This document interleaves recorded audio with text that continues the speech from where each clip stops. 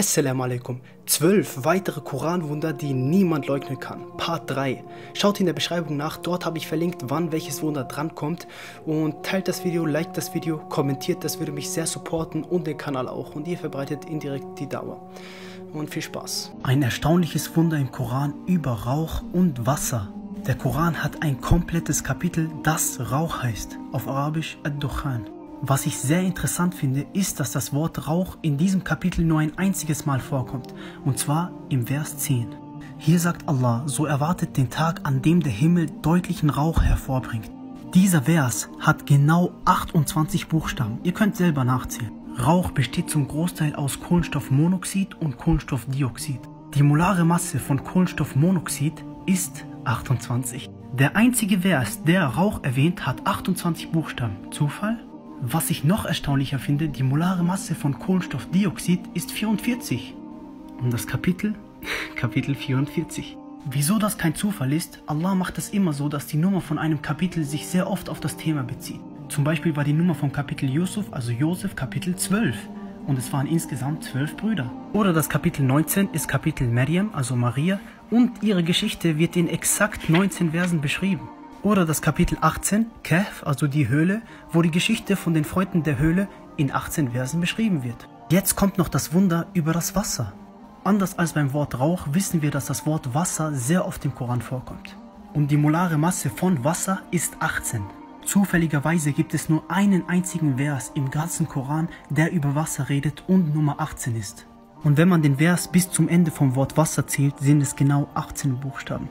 Wollt ihr mir sagen, dass jemand vor über 1400 Jahren wusste, was die molare Masse ist? Folgt mir gerne auf YouTube, das würde mich echt freuen und supporten. Dawah for you.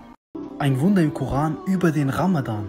Die Muslime wissen, dass wir zurzeit im Ramadan sind und deswegen habe ich ein Wunder über den Ramadan im Koran. Für die Leute, die es interessiert, schaut auf YouTube vorbei, da habe ich ein Video hochgeladen, warum es logisch ist, dass man an einen Gott glauben soll. Würde mich freuen. Das Wunder, was ich euch zeige, unterscheidet sich ein bisschen von den anderen Wundern. Es ist kein Zahlenwunder, aber ihr werdet sehen, worauf ich hinaus möchte. Der Befehl, dass wir fasten müssen, wird nur einmal im Koran erwähnt.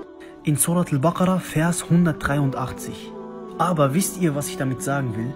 Wenn wir uns anschauen, wird aber sehr oft im Koran erwähnt, dass man das Gebet verrichten muss. Und dann denkt man sich, warum wird das Fasten nur einmal erwähnt, aber das Gebet viel öfter? Aber das Krasse ist, jeder von euch kennt diese eine Person, die nicht betet, aber wenn Ramadan kommt, fasten sie alles durch, obwohl es zwei gleiche Pflichten sind. Das ist richtig krass. Das zeigt, dass Allah weiß, dass nur einmal zum Fasten zu befehlen ausreichen wird. Und im Gegensatz dazu erwähnt er das Gebet sehr oft, weil er weiß, dass sehr viele Leute nicht beten werden. Das zeigt einfach nur die Weisheit von Allah. Vergesst nicht, das YouTube-Video abzuchecken. Wassalamu alaikum. Diese Vorhersage aus dem Koran wird alle Ungläubigen und alle Gläubigen schockieren. Nach dieser weiteren Koran-Vorhersage sollte jeder, der ungläubig ist, um sich zu retten, zum Islam konvertieren, zu der Wahrheit. Dass die Erde nicht flach ist, wissen wir bereits alle, aber hat das der Koran vorhergesehen? Ja, der Koran hat es vor der Wissenschaft entdeckt. Hört unbedingt bis zum Ende zu krass. Im Jahr 1577 hat Kolumbus entdeckt, dass die Erde kugelförmig ist. Doch jetzt wird es ganz krass. Islamische Geographen und Kartografen haben die Welt 700 Jahre vorher rund gezeichnet. Hier ist der Beweis, könnte Zufall sein, aber schlägt noch einen drauf. Diese vier Gelehrten waren sich 200 Jahre später einig, dass die Welt rund ist. Ich gebe euch recht, könnte bis jetzt Zufall sein, aber ich lege jetzt noch einen drauf aus dem heiligen Koran. Im Koran, der 1500 Jahre früher geschrieben worden ist, steht drin, und die Erde danach dehnte er aus. Und es wird noch krasser, das Wort der Haha, was mit ausdehnen übersetzt wird, kann man ebenfalls übersetzen mit eiförmig. Während die gesamte Menschheit dachte, die Erde sei flach, hat es Allah schon richtig im Koran prophezeit. Das Ei im Koran wird mit einem Straußei verglichen, weil es eine Abplattung am Beinpolen gibt, deswegen kommt die Eiform zustande. Das kann man unmöglich so vorhersehen. Ich bin nicht umsonst zum Islam konvertiert, macht es auch, um euch zu erretten. Das ist der einzige Sinn des Lebens. Denn wir haben alle keinen Bock, für immer in der Hölle zu sein, und das werden wir sein, wenn wir nicht im Islam sind. Der Koran hat diese Sache vor 1500 Jahren vorhergesagt. Part 2. An alle Gläubigen und an alle Ungläubigen, das ist die einzig wahre Religion und die einzig wahre Wahrheit. Im Koran steht drinne, wir machten die Atmosphäre zu einem wohlgeschützten Dach. Dennoch kehren sie sich von seinen Zeichen ab. Das ist an alle Ungläubigen. Jetzt, meine Freunde, schaut her. 1500 Jahre später, nach dem Koran, im Jahr 1913, wurde erst die Ozonschicht entdeckt mit seiner Aufgabe. Erst dann waren Physiker das erste Mal in der Lage, Ozon zu messen. Und diese Ozonschicht dient als Dach. Und deswegen sehen wir auch die Sternschnuppen, weil sie einfach verglühen in der Ozonschicht. Also jetzt mal ehrlich, Jungs und Mädels, wie kann man das 1500 Jahre ohne jegliche Technik vorhersehen? Dieses Buch kann nur von Gott gekommen sein. Deswegen an alle mit Verstand, werdet gläubig, wollt ihr euch noch erretten, wie ich Deutscher, tretet dem Islam bei und alle, die im Islam sind, gebt 180%, scheißt auf jedes Geld der Welt, gebt 180%. Macht euch bereit für einen großen Schock über den Propheten Noah, also Nuh a.s. Er gehört zu den wichtigsten 5 Propheten im Islam. Das wären unter anderem Abraham, auf Arabisch Ibrahim, Moses, Musa, Jesus, Isa und natürlich Muhammad sallallahu alaihi wasallam. Was ihn aber sehr besonders macht, ist, dass er 950 Jahre lang gepredigt hat. Und seine Geschichte wird im Koran erzählt, im Kapitel 71, Nuh, also Noah. Was ich sehr interessant finde, ist, dass er gepredigt hat und die Leute trotzdem nicht auf ihn gehört haben, bis die Flut über ihr Land gekommen ist. Das heißt, das Land mit Wasser bedeckt hat. Und was ich sehr interessant finde, ist, dass Kapitel Noah Kapitel 71 ist und aus 28 Verse besteht. Und das ist ungefähr das Land-Wasser-Verhältnis. Man muss berücksichtigen, dass es mit der Zeit auch Abweichungen gab. Aber jetzt kommt der große Schock. Wir haben gesagt, dass das Kapitel Nummer 71 ist und aus 28 Verse besteht. 71 minus 28 ist 43, das heißt die Differenz ist 43. Und nach diesem Kapitel gibt es genau 43 weitere Kapitel. Jetzt denkt ihr euch, okay krass, aber was hat das mit dem Thema zu tun? Kein einziges Kapitel von diesen 43 erwähnt den Namen Noah, also Nuh a.s. Und vor diesem Kapitel gibt es auch genau 43 Kapitel, die den Namen Nuh nicht erwähnen. Subhanallah. Für manche ist das jetzt schon zu viel, aber es wird noch krasser. Und vergesst nicht, dass der Koran mündlich überliefert wurde, das heißt, man konnte nichts zählen. 43 davor, 43 danach. Aber wisst ihr, wie oft der Name Noah im Koran erwähnt wurde? Exakt 43 Mal wurde der Name Noah im ganzen Koran erwähnt. Manchmal sagt Allah die Frau von Nuh oder das Volk von Nuh, aber was passiert, wenn wir uns nur auf Nuh fokussieren, nur wenn er erwähnt wurde? 28 Mal im ganzen Koran wurde nur er erwähnt. Und das Kapitel hat 28 Verse. Subhanallah. Nicht nur das, aber im ganzen Koran gibt es nur 28 Verse, die das Wort Nuh beinhalten. Und jetzt habe ich von euch die krassesten 2 Wunder. 950 Jahre lang hat er gepredigt. Dieses Kapitel besteht aus 953 Buchstaben. Ihr fragt euch jetzt, was diese 3 extra Buchstaben sind. Das ist der Buchstabe H und er wurde nur 3-mal erwähnt, immer bei Nuh, also Noah. Zählt man nach der zweiten Methode, sind es statt 953 nur 950 Buchstaben. Genauso lange wie er gepredigt hat. Bei der zweiten Methode zählt man zum Beispiel das hier nicht, dieses Elif, weil es 2-mal vorkommt. Adhanihim. Und das letzte, was ich extremst krass finde, Allah macht es so, dass er eine Geschichte nicht nur in einem Kapitel erzählt, sondern in mehreren. Zum Beispiel Moses, wo seine Geschichte im Kapitel Taha erzählt wird, aber nur ein Teil. Und dann wird ein anderer Teil im Kapitel Al-Qasas erzählt und dann denkt man sich, ach so, so ist das. Das ist eine Weisheit von Allah. Bei Noah ist es auch so, dass seine Geschichte nicht nur im Kapitel Noah erwähnt wird. Zählt man überall, wo die Geschichte von Noah im Koran erwähnt wurde, sind es genau 950 Wörter, die seine Geschichte erzählen. Teilt das Video und schaut gerne auf YouTube vorbei. Assalamu alaikum. Was sagt der Koran zu internen Wellen? Die Wellen an der Wasseroberfläche sind nicht die einzigen Wellen. Allah subhanahu wa ta'ala sagt im Koran: In einem abgrundtiefen Meer, das von Wogen überdeckt ist, über denen nochmals Wogen sind, über denen wiederum Wolken sind. Mit der zweiten Schicht der Wellen sind offenkundig die des Oberflächenwassers gemeint, denn hierüber befinden sich die Wolken, also der Himmel. Was aber ist mit Wellen im abgrundtiefen Meer gemeint? Heute wissen wir, dass die Tiefen der Meere und Ozeane von internen Wellen bedeckt sind. Vor nicht allzu langer Zeit wurde festgestellt, dass durch dichte Flächen zwischen 2 Lagen unterschiedlicher Dichte interne Wellen zustande kommen. Die ironische Frage, wie der Prophet sallallahu alaihi wasallam dies damals hätte wissen können, lasse ich jetzt mal beiseite. Ich denke, es liegt auf der Hand, dass er nicht in der Lage war, so eine Aussage zu tätigen. Die Entdeckung und Messung erfolgt unter anderem durch Temperatur- und Salzgehaltänderungen. Das menschliche Auge nimmt sie nicht wahr. Hat der Koran wieder zufällig richtig geraten? Ein Wunder im Koran über uns Menschen. Wir hatten letztens ein Wunder über die Biene, aber wie sieht es eigentlich mit uns Menschen aus? Der Koran hat ein komplettes Kapitel, das der Mensch heißt, auf Arabisch Al-Insan. Wenn ich euch frage, ordnet irgendeine Nummer dem Menschen zu, würden viele sagen 46. Warum? Weil der Mensch 46 Chromosome hat. Und diese bestehen aus 23 Chromosomenpaare und das ist einer der wichtigsten Fakten über die Menschen. Und jedes Tier beispielsweise hat eine andere Anzahl an Chromosomen. Macht euch bereit für den ersten Schock. Schaut mal, wie viele Suren es vor diesem Kapitel gibt. Und bis zu diesem Kapitel kommt das Wort El-Insan in dieser Form 46 Mal vor. Zufall? Jetzt kommt das nächste Wunder. Wir sind im Kapitel El-Insan, also der Mensch. Und das Wort El-Insan, also der Mensch, kommt nur 2 Mal vor. Hier und hier. Zählen wir bis zum Ende von der zweiten Erwähnung, sind es genau 46 Buchstaben. Hier, ihr könnt selber nachzählen. Das Wort kommt nur 2 Mal vor, das bedeutet, es kann kein Zufall sein. Ich suche mir nicht irgendein Wort aus, sondern die einzigen 2 Male, die vorkommen. Aber jetzt wird's noch krasser. Wir haben hier 46 Buchstaben gezählt. Was passiert, wenn wir 46 Wörter statt Buchstaben zählen? Man kommt genau vor dem Wort Allah. Und jetzt denkt ihr euch, was heißt das? Diese 46 Wörter bis zum Wort Allah bestehen aus 199 Buchstaben. Ich habe euch gesagt, dass Primzahlen oft im Koran vorkommen, aber ich will es nicht kompliziert machen, aber 199 ist die 46. Primzahl. Wenn es euch bisher nicht überzeugt hat, dann hört euch das hier an. Das Wort El-Insan fängt mit dem Buchstaben Elif an und endet mit dem Buchstaben Nun. Und in diesen 46 Wörtern bis zu dem Wort Allah kommt der Buchstabe Elif genau 46 Mal vor. Nicht nur das, aber der Buchstabe Nun kommt in diesen 46 Wörtern genau 23 Mal vor. Wer will mir hier irgendwas von Zufall sagen? Wie kann es in diesen 46 Wörtern den Buchstaben Elif 46 Mal geben und den Buchstaben Nun 23 Mal? Jetzt kommt noch was. Das ganze Kapitel besteht aus exakt 199 Mal dem Buchstaben Elif. Und wir haben gesagt, dass 199 die 46. Primzahl ist. Es gibt noch viel mehr dazu, aber noch eine Sache, damit es nicht zu kompliziert wird. Das Wort Allah kommt in diesem Kapitel 5 Mal vor. Wenn man sich von jedem Vers, wo Allah erwähnt wurde, anschaut, welche arabischen Buchstaben verwendet wurden, merkt man, dass es genau 23 Buchstaben vom arabischen Alphabet sind. Falls jemand Zufall schreibt, dann lösche ich TikTok. Assalamu alaikum. Ein Wunder im Koran, das euch 100%ig bestätigen wird, dass der Islam die Wahrheit ist.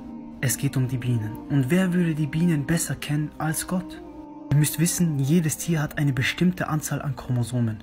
Die männlichen Bienen haben insgesamt 16 Chromosome und die weiblichen Bienen haben 16 Chromosomenpaare, also insgesamt 32.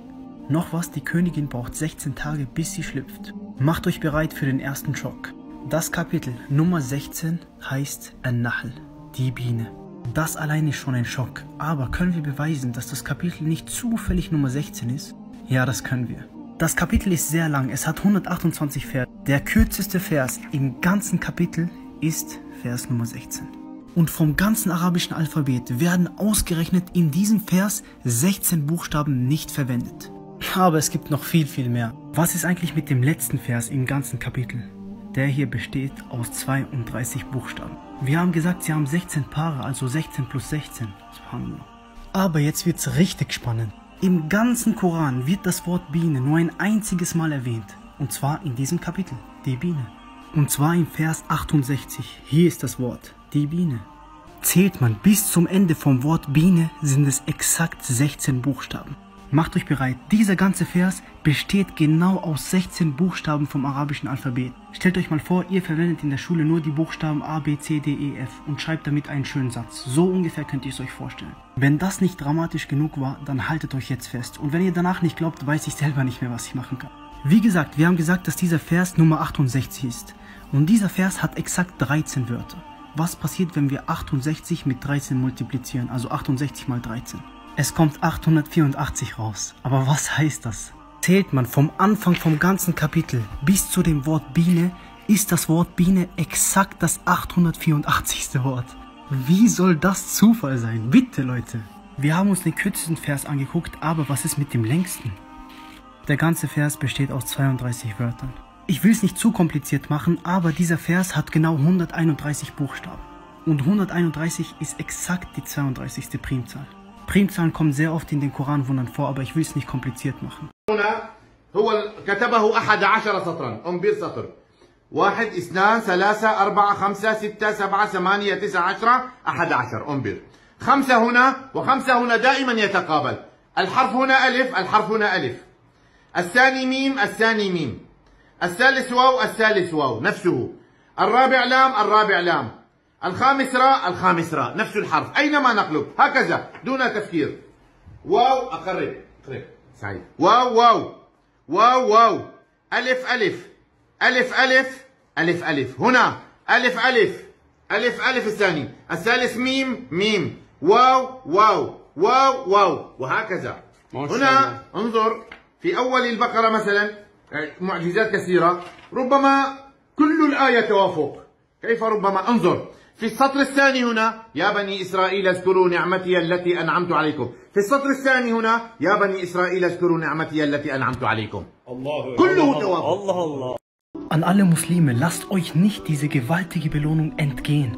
Ein Wunder im Koran über Laylatul Qadr. Das ist der Tag, an dem der Koran herabgesandt wurde. Schaut euch an, was Allah dazu sagt. Inna anzalnahu fi Laylatul Qadr. In dieser Nacht wurde der Koran offenbart. Und Allah sagt danach, was lässt dich wissen, was Laylatul Qadr ist? Und dann sagt er, Laylatul Qadri khayrun min alfi shahr. Das bedeutet, diese Nacht ist besser als 1000 Monate. Wir wissen, dass diese Nacht in den letzten 10 ungeraden Tagen von Ramadan ist. Aber der Koran deutet sehr stark auf den 27. Tag. Ich zeige euch jetzt wie. Laylatul Qadr wird im Kapitel 3-mal erwähnt. Hier Laylatul Qadr und hier ein 3. Mal. Und die Erwähnung besteht aus 9 Buchstaben. 9, 18, 27. Das erste Mal 27. Und Laylatul Qadr besteht aus 9 Buchstaben. Das heißt 9, 18, 27. Das erste Mal 27. Aber es gibt noch mehr. Nur mal so nebenbei, das sind starke Andeutungen, dass es am 27. Tag ist. Aber das muss nicht heißen, dass es der 27. ist. Jetzt kommt was Krasses. Ramadan hat eigentlich 30 Tage. Und dieses Kapitel besteht aus 30 Wörtern. Und wenn man von hinten zählt, ist das Wort Layla, also die Nacht, das 27. Wort. Also die erste Erwähnung ist das 27. Wort. Noch was Krasses, hier wurde das letzte Mal Laylatul Qadr erwähnt, mit dem Wort hier. Hier bedeutet es ist. Und das Wort hier ist von Anfang an das 27. Wort. Noch was Krasses, das erste Wort in dem Kapitel ist das Wort Inna. Und das Wort Inna besteht aus 3 Buchstaben. Elif, Nun und wieder Elif. Elif ist der erste Buchstabe im Alphabet, Nun ist der 25. und dann wieder Elif. Also kommt man wieder auf 27. Und noch was zu dem Wort hier. Hier besteht aus den Buchstaben Hä und Ja. Und Hä ist der 26. Buchstabe, Ja ist der 28. Buchstabe. Das heißt, 27 ist genau in der Mitte. Also lasst euch nicht die Belohnung von diesem Tag entgehen. Es muss nicht der 27. Tag sein, aber achtet insbesondere auf den 27. Tag. Und die Taten werden vervielfacht. Schaut euch ansonsten mein YouTube-Video an, eine Nachricht an. Ihr werdet es sehen. Und Assalamu alaikum. Und teilt es, damit ihr auch für jeden belohnt werdet, inshallah. Ein Wunder im Koran über die menschliche DNA. Ihr denkt euch jetzt, wie soll etwas im Koran über die DNA stehen? Aber ich zeige euch wie. Ich glaube, jeder weiß sowieso, was die DNA ist. Sie trägt deine Erbinformationen, das heißt, sie bestimmt, welche Haarfarbe, Augenfarbe etc. du haben wirst. DNA ist der Begriff, der international genutzt wird. Und DNA als Buchstaben kann man ins Arabische umwandeln. Das wären dann Dal, Alif und Nun. So würde man es praktisch im Arabischen lesen. Und was ich krass finde, schauen wir uns das Kapitel an, das am öftesten diese 3 Buchstaben erwähnt. Es ist Surat al-Kahf, Kapitel 18. Und in dem Kapitel kommen diese 3 Buchstaben, nebeneinander natürlich, 7-mal vor. Und auch die Buchstaben RNA, also es wäre im Arabischen Ra, Nun und Alif, die kommen auch 7-mal vor. Aber was ich krass finde, ist Vers 65. Das ist der Vers, der im ganzen Koran, ich betone es, im ganzen Koran am öftesten diese 3 Buchstaben nebeneinander hat. Hier Dal, Nun, Alif, praktisch D, N, A, nochmal und hier das 3. Mal. 3-mal kommt es vor. Nirgendwo im ganzen Koran kommt es 3-mal vor, außer in dem Vers. Und was ich nebenbei gemerkt habe, selbst in dem Vers geht es um einen Menschen. Wie gesagt, die meiste Erwähnung von den Buchstaben D, N und A. Und die Sura ist Sura 18, Vers 65. 1865. Also wenn man googelt, wann es entdeckt wurde, gibt es sehr, sehr viele Jahreszeiten. Alle sind unterschiedlich. Aber man kann sagen, so richtig hat es in dem Jahr angefangen mit der Veröffentlichung von diesem Buch. Und noch was anderes nebenbei, was ich so gemerkt habe. Ich habe euch ja gesagt, dass es ein Abjad-System gibt, das es vor dem Islam gab. Und zwar hat jeder Buchstabe einen Wert. Zum Beispiel Alif hat den Wert 1 und so weiter. Und dieser ganze Vers hat den Wert 1892. Ich fand es interessant. Vielleicht hat das was zu sagen. Bitte schaut auf YouTube vorbei, da habe ich ein kurzes Video hochgeladen, würde mich freuen. Ein weiteres krasses Wunder im Koran über Eisen.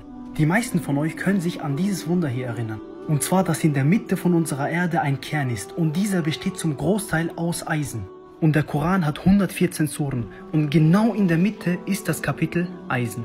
Stellt euch vor, die Erde hat in der Mitte einen Eisenkern und das Kapitel, das sich in der Mitte vom Koran befindet, ist Al-Hadid, also Eisen. Aber man hat etwas noch krasseres entdeckt. Nur mal so nebenbei, diese ganzen Wunder sind nicht von mir entdeckt worden. Natürlich gab es die ein oder anderen, die kommentiert haben, hey, das ist reiner Zufall. Ist das wirklich so? Können wir beweisen, dass das 100% kein Zufall ist? Ja, das können wir. In dem Kapitel Al-Hadid, also Eisen, kommt das Wort Eisen nur ein einziges Mal vor. Ich betone, im ganzen Kapitel kommt es nur einmal vor. Und zwar im Vers 25. Hier steht drinnen, وَأَنزَلْنَا الْحَدِيدَ. Und letztes Mal habe ich gesagt, dass Anzalna herabgesandt bedeutet. Und wir wissen mit der fortgeschrittenen Technologie, dass Eisen vor Millionen von Jahren herabgesandt wurde. Aber jetzt kommt das Krasseste. Zählt man vom Anfang des ganzen Korans bis zu diesem einzigen Wort Eisen, sind es exakt 5100 Verse. Und dieser Erdkern ist 5100 Kilometer entfernt. Stellt euch vor, es sind exakt 5100 Verse, nicht mehr, nicht weniger.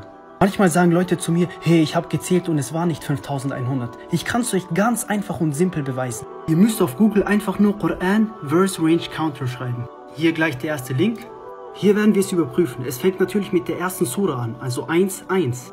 Bis zur Sura 57, Vers 25. Und jetzt suchen wir 5100. Hier steht 5098. Sie haben hier Surat at-Tauba mit 127 geschrieben. Aber Surat at-Tauba hat eigentlich 129 Verse, also insgesamt 5100.